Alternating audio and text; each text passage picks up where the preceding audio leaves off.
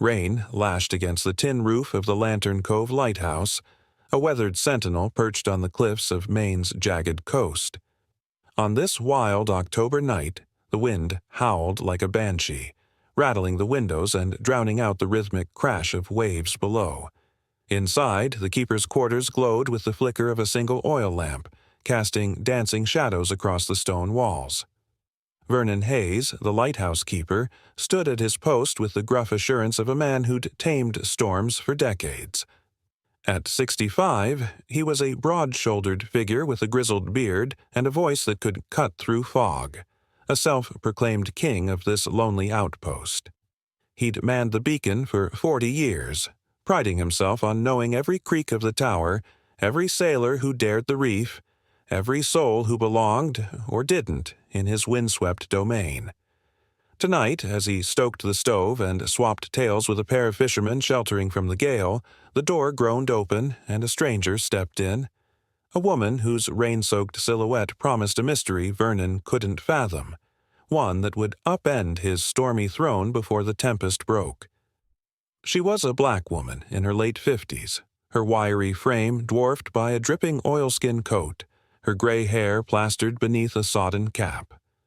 Water pooled at her feet as she stood in the doorway, clutching a leather satchel that sagged under its own weight. Her face, lined with the etchings of a hard-earned life, held a quiet resolve, and her dark eyes gleamed under the lamp's faint light.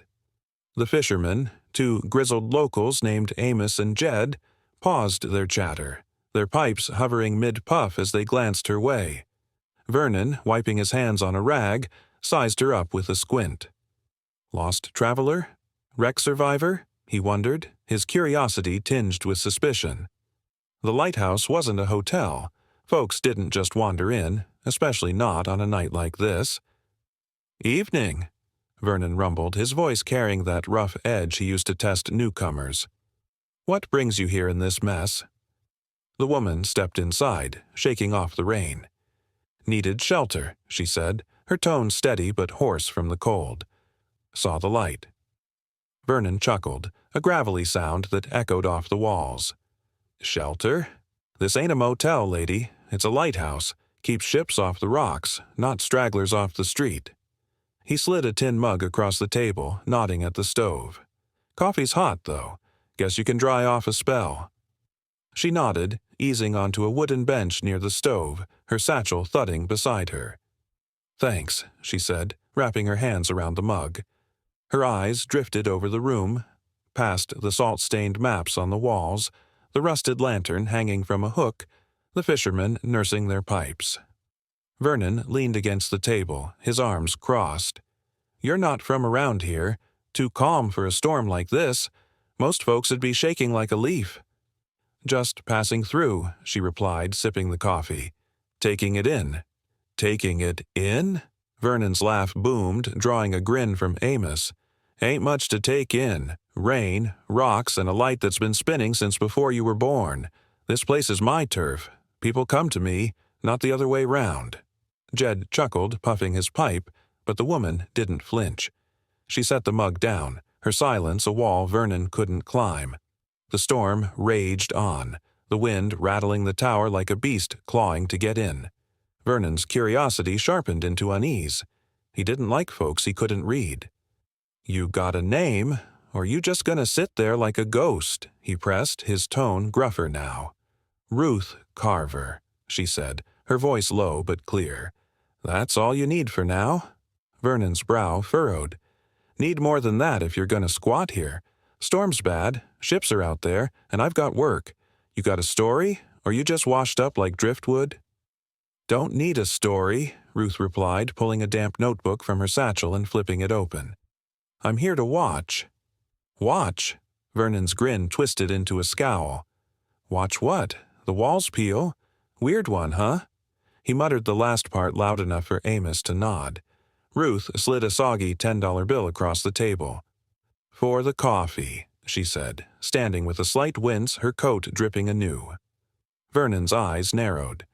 "Coffee's free in a storm, lady. What's this, a payoff?"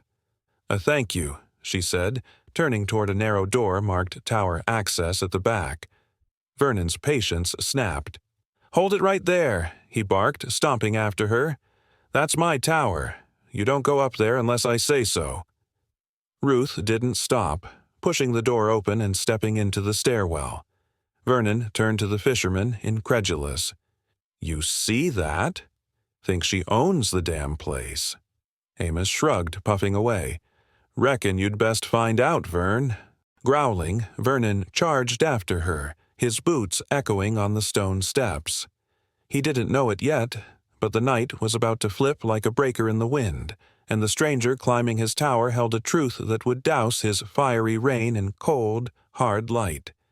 He caught up to her on the lantern room landing, breathless from the climb. The storm roared outside, rain streaking the thick glass, the beacon's beam slicing through the fog. Ruth stood by the control panel, her satchel open. A ledger balanced in her hands as she studied the dials.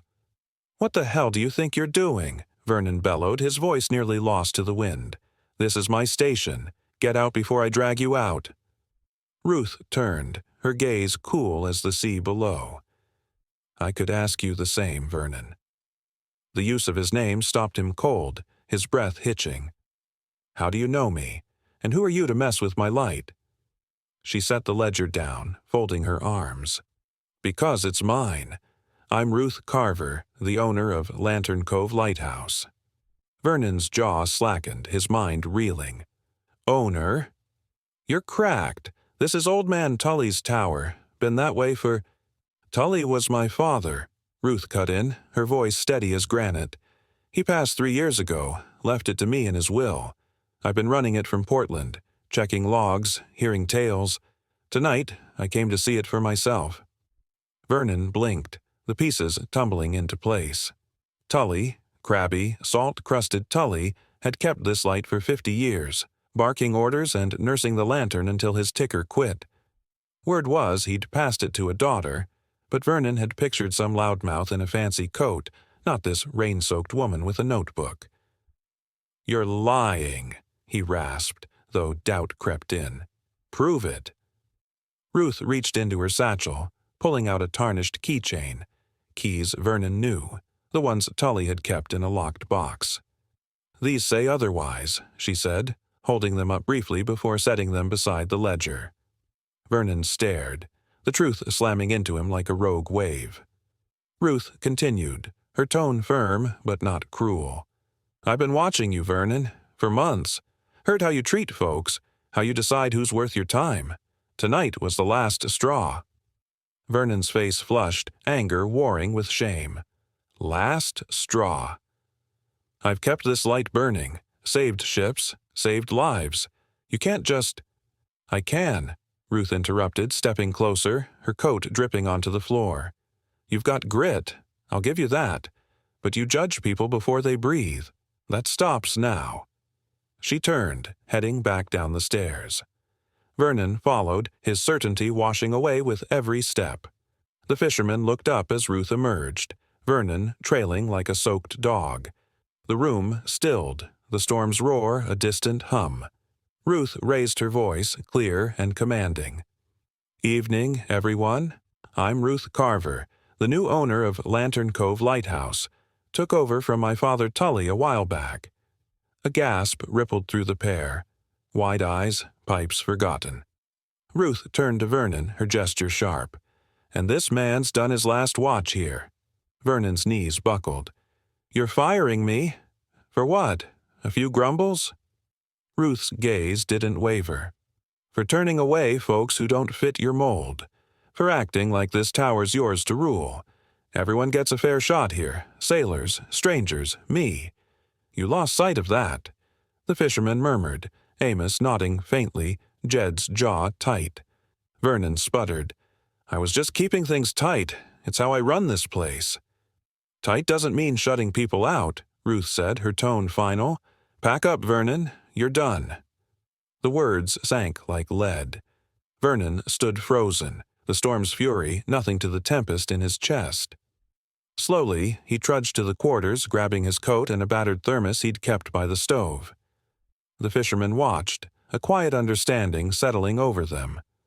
Ruth faced the pair, her demeanor easing. This light's been a beacon for years. My father made it so. I'm here to keep it shining, make it welcoming. No one gets turned away, no one gets judged. That's my vow." The room broke into a soft nod. Not loud, but real, the kind that comes from folks who've weathered enough to know truth when they hear it. Ruth smiled faintly, a quiet strength in her stance. Vernon slipped out into the storm, the rain biting his face. He'd ruled that tower for decades, thinking he held the flame. Now he saw the cost of his flinty ways, a lesson seared deep, one he'd carry beyond the cliffs. Weeks later, Lantern Cove found a new rhythm under Ruth's steady hand. She didn't fuss, just worked the tower with a calm that tamed the wildest nights, oiling gears, logging ships, greeting every soul who sought shelter. She hired a new assistant, a retired sailor named Tom who swapped yarns without a hint of scorn. The locals adjusted. Some missed Vernon's growl, but most warmed to the change. The lighthouse felt brighter, more alive, a haven where stories spun free and no one felt cast off. Ruth kept her satchel by the lantern, her notebook a constant companion. Sailors and townsfolk asked about her life, her plans, and she'd share just enough.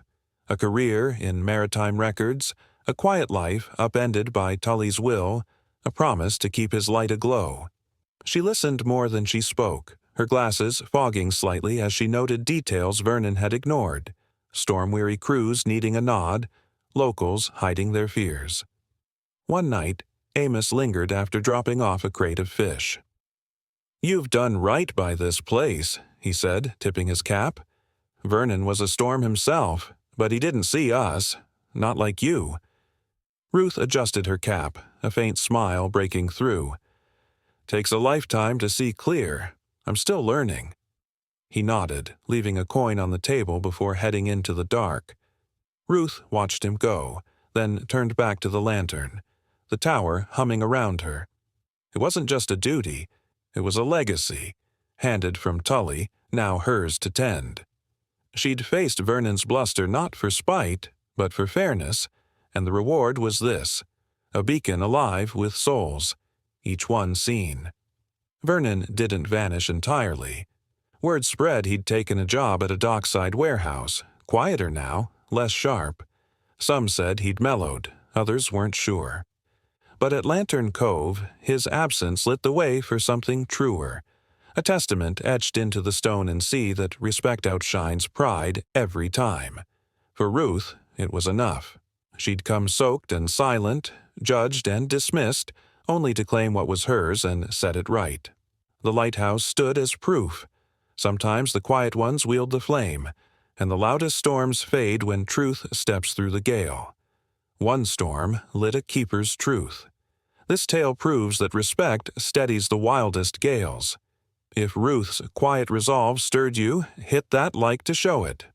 Don't forget to subscribe and turn on notifications for more stories that weather the years. What would you learn from Vernon's Tempest? Share your reflections in the comments below. We're all listening. Until next time, carry this close. True light shines through the rain.